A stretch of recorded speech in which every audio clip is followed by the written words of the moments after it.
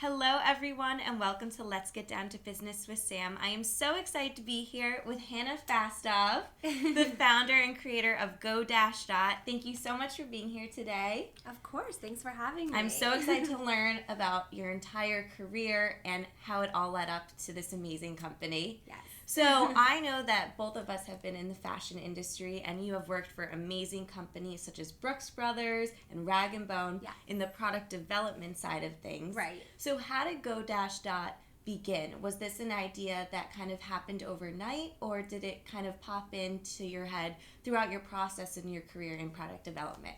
Yeah, so I started in product development, and when I graduated from college and I started my 9-to-5 job, I realized that if I wanted to do everything that I liked doing in one day, that meant I had to start at 6 a.m. and then end at 11 p.m. so I could go to the gym, get to work on time, and then, of course, see my friends, family, and that requires a lot of stuff. Right. And I know that I had my shoes with me, my laptop, my notebook, my wallet, change of clothes, and I'm a pretty unorganized person to begin with, so I would literally shove everything in a bag, and I would always have like 12 bags with me with stuff all over the place. I could never find whatever I was looking for when I needed it, and I was like, okay, I cannot be like the only crazy person carrying 100 bags with me, or literally a suitcase. That was me. Yeah, and so I started asking women in the gym locker room at like 6 a.m. when people were showering, like, hey, do you have a bag that you like? I thought that would be like a good place to start. Right. And it was crazy because nobody had a bag they liked, but everyone was like, oh, it would be so cool if my bag had this, this, and this. And I was like, okay, interesting. Maybe I should create this bag. So I started to research a little bit more. I asked my friends, and then I eventually ended up doing like a Survey Monkey and sharing it on Facebook with friends and family, and I got over 150 women to respond from all different demographics, different ages, commuters, all different industries, and it was really interesting. I learned a lot about women, how they live their lives, what's important to them, and, of course, what they would want in a bag. Right. And from that survey, I started developing our first bag. But I was doing all of this while I was working full-time at Brooks Brothers. And how did you handle that? It was a lot. I can imagine. So it was a lot. And I was like, oh, I'm going to do all of this on my own. And I was up all night and up super early in the morning and working on weekends. So it was definitely a challenge, but I was really passionate about the product, and really passionate that like this needed to be in the market, and every woman was going to want this bag. So it kind of was like my driving force of like, okay, got to get this done. And also being in product development, I had some, I guess, experience on how to make a product, although definitely learned a lot. I made a lot of mistakes.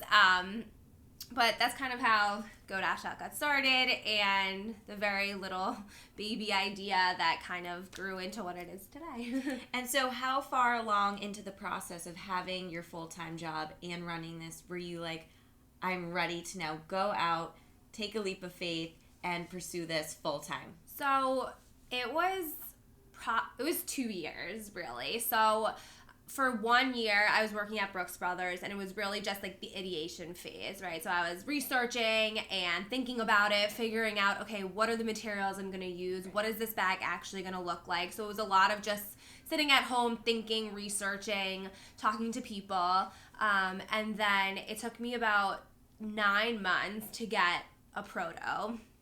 And then from that proto, it obviously changed a lot more, but that was kind of like the beginning, and I was still at Brooks Brothers, but definitely needed to get out of there. I had been there for almost 5 years, and I needed a change. Yeah, I needed time.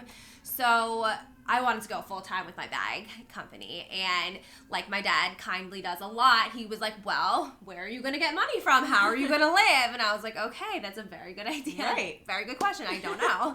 So an opportunity fell in my lap at Rag & Bone, and it was for footwear product development. I love shoes, and I was like, I love Rag & Bone. Well. How do I pass this up?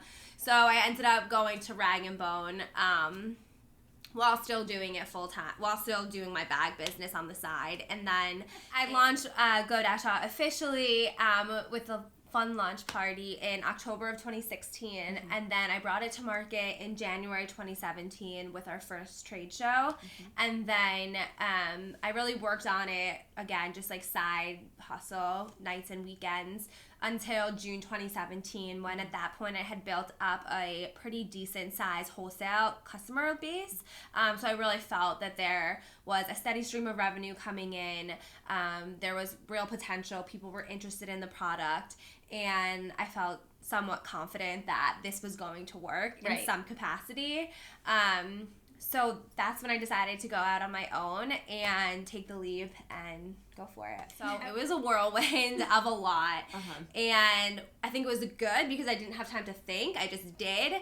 But it was definitely a very emotional, challenging time, and I'm very fortunate because my mom played a huge role in helping me with everything, get myself organized, taking on a lot of the burden while I was at my real job doing administrative stuff that I couldn't do. And what was that process like, really going out at first and selling your product to these brands, these well-known companies? I mean, you really got to put yourself out there and hope for the best. Yeah, so actually just like a quick funny story about that. So our first trade show, basically I Googled how to sell a bag and trade shows came up. And I was like, great, I can do that. So I found this trade show based in California, and I was like, Mom, we're going to California. And she's like, great, we'll pack our bags.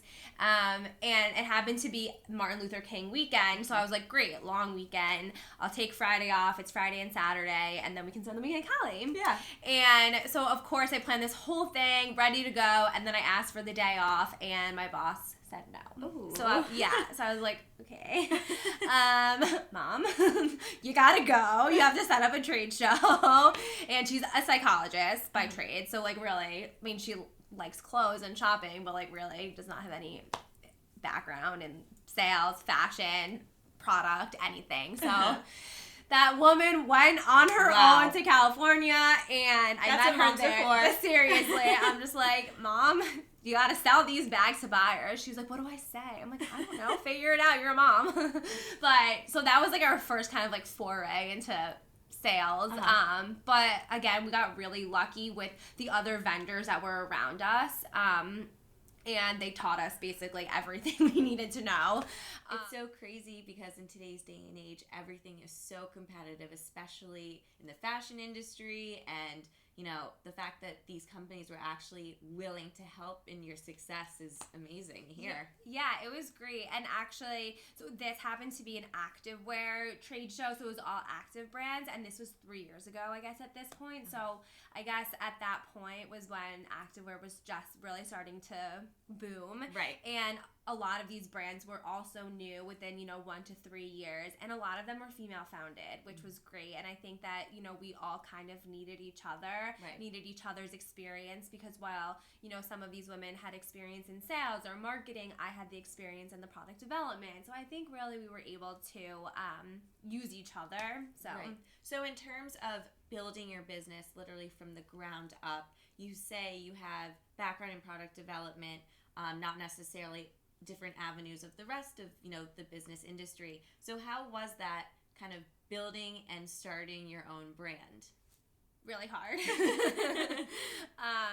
I think a lot of times I get in my own head too, because I don't have this business background. And I always joke around, like, my highest level of math is, like, math for non-majors, which was literally adding. But, I think that, I don't know what I'm doing because I never went to business school or never took a business class. But, I mean, really it's all just, like, learning on the go. It's about acknowledging what you don't know and then finding the resources to learn more about it and figure it out. And I think that, like, really over the last, like, month or two, I've become, like, more confident in my business abilities, my decision making. But it's been a very long and bumpy road.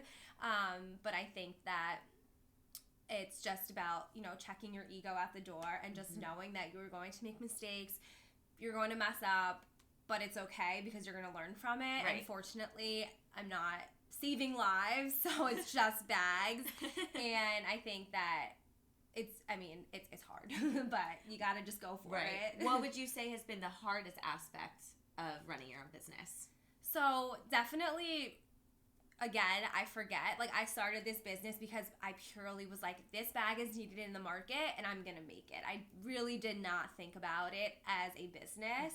And I really didn't think about the numbers. I didn't really think like, oh, if I want to do, this marketing campaign, I need money. How am I going to get this money? Where is it going to come from? How many bags do I need to sell? So I think for me, that's definitely been the most challenging part, is like, I have all these ideas. I want to do all of these things, just dishing out money. And I'm realizing like, okay, like, how am I paying for these bills? So I think that's definitely been a challenging part. And then of course, just getting the name out there into the market and spreading the word in such a saturated market. Right. And how have you done that? How have you gone out and really reached people, reach your audience to get your name out there and continue to work with different brands and companies in selling your bags? Yeah, so I think, again, I got lucky in the sense that I started off in trade shows, which is the wholesale market. And I think whether I did this intentionally or not, but I don't really think I did, was getting in front of stores. You're automatically broadening your audience, right? You're getting in front of the cool store in Nashville, Tennessee, or in Houston, Texas, where how else would I have gotten in front of those people? And I think that was like a huge kind of jumping off point for me.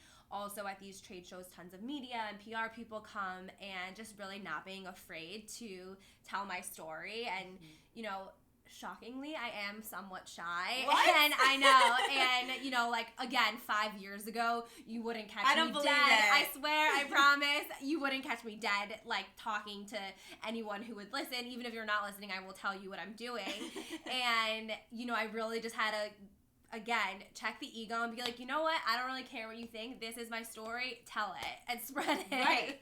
And I really think that was what, helped get the word out, spread about Go-Dot, and I've had a lot of great opportunities come from it. And I think, of course, social media, it's the best and the worst thing that can happen. But of course, it does help, and it helps, if you niche down, it really can help you grow a loyal customer base and a loyal fan group. So yeah, how has social media really impacted the way that you run and operate your business? Yeah, so I think it's definitely hard. I mean, being a brand on social is challenging, but I think that we've done a really good job of, I know who my audience is, I know who my, who the Go-Dot girl or guy is. And who is the Go-Dot girl or guy? Yeah, so I like to say that they are the healthy hustlers, right? I love that. Yeah, shout out to my girl, the healthy hustle, Emily, but I like to say that they are well-balanced, or they strive to be well-balanced. They are determined, they're motivated, and they're here to kick ass, right? And I love that. Yeah, and you need a bag to carry all the stuff, because we're girls or guys, and we need a lot of stuff. And we need to be organized. Exactly. Yeah, so.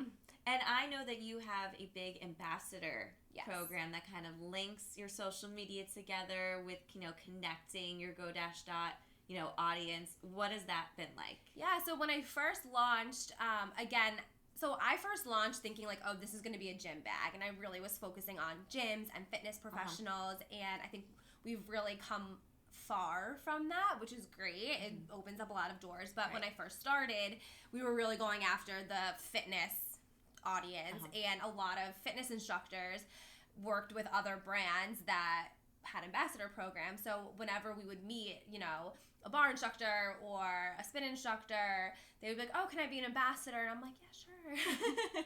But then I started to realize and do a lot of research, the benefits of having ambassadors and the different ways you can incentivize in order to make more sales. Right. So it's really been a great opportunity for me to, enter into different markets and really target and grow our community without having to be the sole one, spreading the message. So it's been great. And are you still like a one-woman show, or have you expanded your team? We've expanded, fortunately. So so I do have someone that helps with our social media. She's incredible. So she's the best. And then I have sales reps for wholesale. I have a digital advertising agency that I work with. And then I have, a couple other consultants that help drive the business. Has that been one of the hard parts of running your own business, kind of expanding your team? You were taking everything on, so now you're kind of like letting go of some responsibilities to hand that off. Yeah, so I mean, I'm learning that people management is really hard. So shout out to my old bosses who did a great job. But I mean, it's challenging. It's really hard to be able to let go and let someone else do their job. Right. That's definitely a challenge, but it's also challenging too. And I guess I'm in an I don't know. It's been interesting. People have been approaching me about working with me, and they want to offer their services. They're excited about the brand. And it's challenging because I can't necessarily afford, everyone's help. Right. So it's been interesting to really have to think about, like, what is going to drive the business? Who are the people that are going to take us from where we are today to where I want to be in 5 years, and what is the exact return I'm going to see? Is it going to be actual revenue, or is it going to be something else that can eventually turn into revenue? And I think that's been really interesting, and an interesting way of looking at hiring. What has been an experience that has been empowering or very exciting since starting the business? Because I know obviously so much to lead into making the product and getting it out there. What's been one of the most exciting moments for you?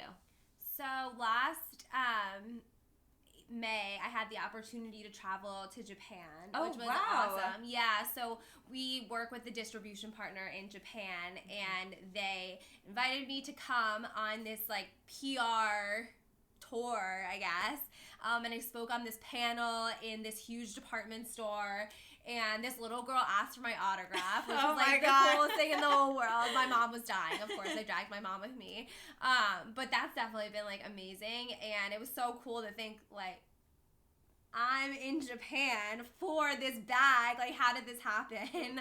And also just that I could help inspire other people, even across the world in Japan, to kind of go after their goals and, build a business. It seems like your mom has been a huge part in a hand of your success and what you have created with this company. So is she someone who has truly inspired and empowered you to kind of go after all your passions? And are there other business entrepreneurs who do the same thing? Yeah, so, 100% my mom. She helped me build this. She jumped in, and I didn't even have to ask. She just did it. So I definitely, at this point, she inspires me to keep going. I can't let her down. We have to do this together. But don't get me wrong, it's been challenging, and we've definitely almost really just ended our relationship, but we're stronger than ever, and she's the best. But I think also, too, I'm inspired by other business owners, other female entrepreneurs, and people who have built businesses from the ground up. I know it's challenging, and I'm always so curious and inspired to hear other people's stories and the challenges that they've overcome. I think that really is what keeps me going. Is there someone specific that? So I would have to say that I can't wait to hear who it is. Sarah, the founder of Y7 Yoga, I think what she has done is absolutely incredible. I love Y7. And as someone who tried to get into yoga for years because I thought it was going to change my life because people said that it would, and I just could not. I got so bored. It was terrible. And then I tried Y7, and it really has changed my life. And I also just think that what she's built is incredible, and she seems like a very genuine, awesome person too. So I think that that's a rare combination. We definitely have to take some Y7 together. Yes, definitely. And where do you go to get inspiration for your bags? When you first started the company, did your style and look of the bag, was it the same as it is now, or it's kind of transformed throughout the years? Yeah, so it's definitely evolved. We started off with a very urban mesh collection, very, street style. So I think we've come a long way. There's some bags back here. We'll show you later. Yes, but I think that, where I get a lot of my inspiration is from outerwear. So a lot, our bags have to be durable, they have to be lightweight, and they have to be able to weather the elements because they're outside with you. So a lot of what we look to for inspiration is in outerwear pieces as well as footwear. So that's definitely where I get a lot of my inspiration. And then for more of like a fashion piece, I'm scouring the internet all of the time, vintage shops, and, Saks, Bergdorf, all those. Of the course. Designer bags, like go do market research. But that's really where we get And I love athleisure wear. Like, that is my go-to. I'm too. so glad that they have made it into an actual kind of like trend these days. So I love that. Where has your inspiration or any of your fitness background kind of gone into creating these bags? What has your fitness and wellness, background been like, and how's it been impacted since creating the brand? Yeah, so I've always enjoyed working out. It's always just made me feel good. My mom, again, my mom, but we love mom. We love our mom. So she's been a runner all of my life, and so fitness has always just been part of our lives, for my sister and I. And so once I I always played sports during high school and everything, and then once I graduated from college, became a real person, it was just a natural, I guess, part of my life. I just always enjoyed working out. But definitely one of the struggles was what to do with my stuff, because I couldn't, it was hard. I didn't know what to do with it. I would sometimes not go to the gym if I had a big meeting because I was like, I don't feel like lugging a big bag, and I have to do my hair. What am I going to do with my curling iron, whatever. So that definitely impacted my decision to kind of create this bag. But so gotta do it all. And have you done any collaborations with other companies and brands, and what are you looking to do in the future in terms of collaborations or expanding your offerings and your products? So we've done a couple of collaborations. We did one with a dance cardio workout based out of Chicago, actually, which was really cool. We created this custom crossbody bag for them. And then we've worked with other fitness studios to create custom bags for us. It's a little bit more challenging just in the sense that we manufacture all of our bags overseas. So we have minimums to meet. So we can't necessarily create a custom bag unless we can work out minimums, but there's tons of different ways we can work with different partners and brands to add on to our bags, to make it their own. So that's been really fun. And then over the next couple of months, we're really looking to work with more brands and more influencers to create these customizations, because it is really fun and there is a lot we can do. So, what have some of your customers or your ambassadors given feedback in regards to the bags and impacting their lives? Yeah, so that's always my favorite part, is I love to hear how people use their bags, because even though I, designed it with each pocket and each zipper having a specific function, of course, everyone's going to use it how they want. So I always love hearing, if people use the shoe compartment for their umbrella, or they put their like shampoo and conditioner in the machine washable laundry bag, so that's always really fun to hear how other people use it. And of course, I love getting feedback on the bags, how we can continue to improve the bags. I know basically all of our latest collection is a reaction to what we've heard about the bags, our old bags. So that's always great. And what's a day-to-day in the life of a employed CEO and founder of a company? Definitely chaotic. I think most mornings it's just about dealing with whatever crisis has occurred the night before, given that we do manufacture overseas. There's always a production or a development issue that requires attention first thing in the morning, which is always fun. But I really do try and schedule my weeks and my days so that I have a more focused calendar, because I can get distracted very easily, and I think then that's when I kind of get a little messy and things don't get finished, and I'm not happy with the ebbs and flow of, our work at Go-Dot. So I really try to, like Mondays, okay, I know we have emails to send out for the week. Monday is my day to work on our marketing emails. Tuesdays we have our sales days. So I try and set it up like that. Of course, it never works out exactly how I want to, but at least I can start it off. And you're able to balance work and like personal life, or is it kind of just intertwined now? Very much intertwined. And I think even more so because I do work from home, so there's no end time, right? It's definitely a challenge.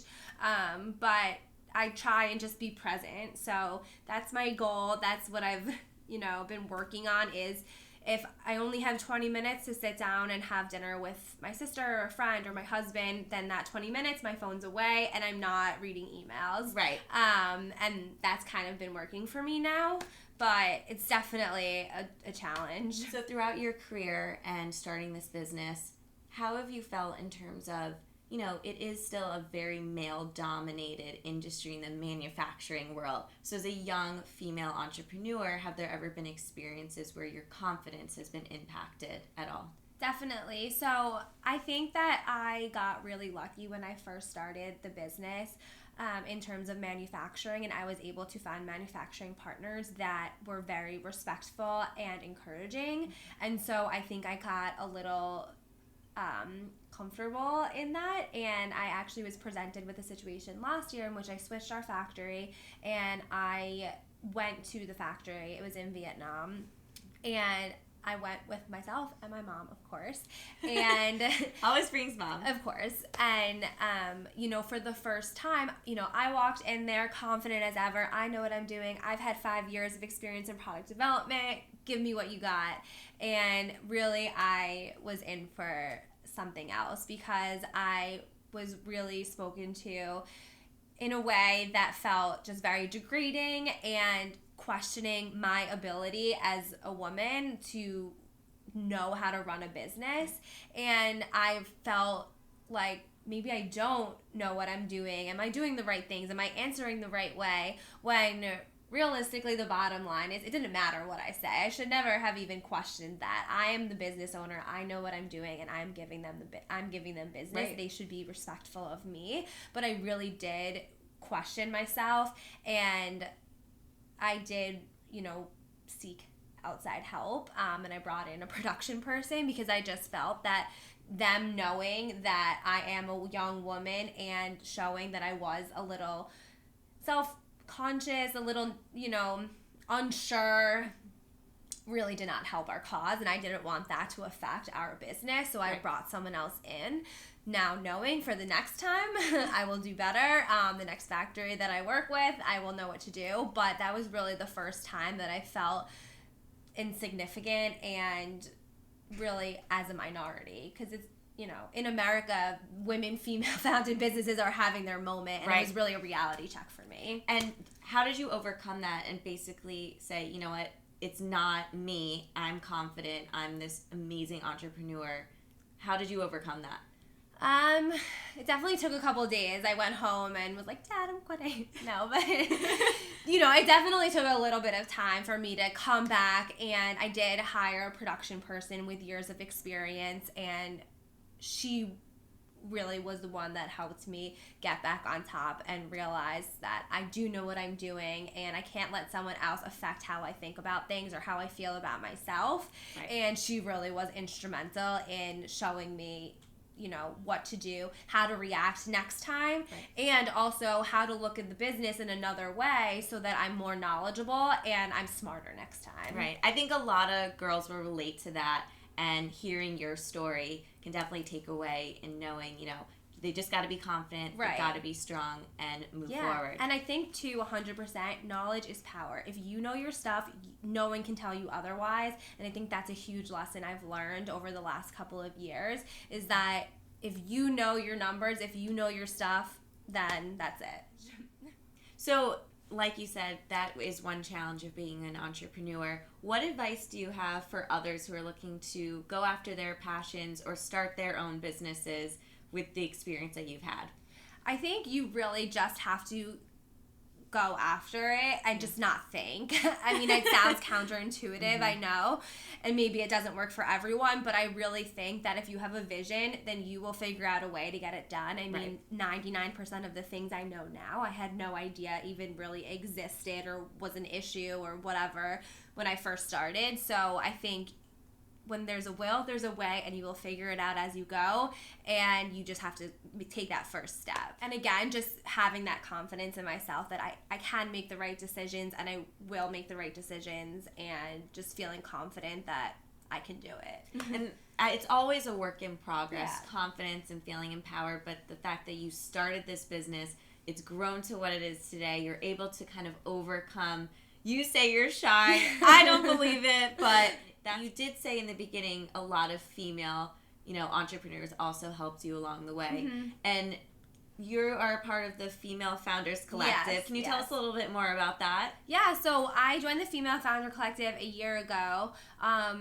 Someone told me about it, and it's been a really great network of people. It has, women from across all industries, and it's been really interesting to use that network to not only hear other, people's experiences, but you can also use it to just ask a question, get some advice, get a resource. So that's definitely been a really great place for that. And then they have tons of events that is always great for networking. So where do you see the company, going in the future? What, dreams or visions do you have in terms of going forward? Yeah, so I mean, I have a lot, many more products I would like to create. I would really like to get into, a different, smaller products, larger products, accessories, maybe add some tech to our product. Ooh. Yeah, so definitely a lot more ideas. Add men's category as well, or specifically for men. So we just got to keep getting bigger. Thank you so much for being here. Thank you. Everyone needs to run and go get one of these bags. So why don't you plug in all your social media and where they can go and purchase all your products? Yeah, so our website is go-dot.com. And then our social Instagram is at go_dash. Perfect. Thank you. Thank you so much for watching, guys. And remember, being confident and fit is always in style. I'll see you guys on the next one. Bye. Head over to Confidence in Style's IGTV to get an inside look at the Go-Dot collection, how to style your bag, and an exclusive What's in Your Bag with founder Hannah. Thank you so much for watching this episode of Let's Get Down to Business with Sam. Stay connected and follow at Confidence in Style on Instagram and go-dot at go_dash dot and go-dot.com. I'll see you guys on the next one.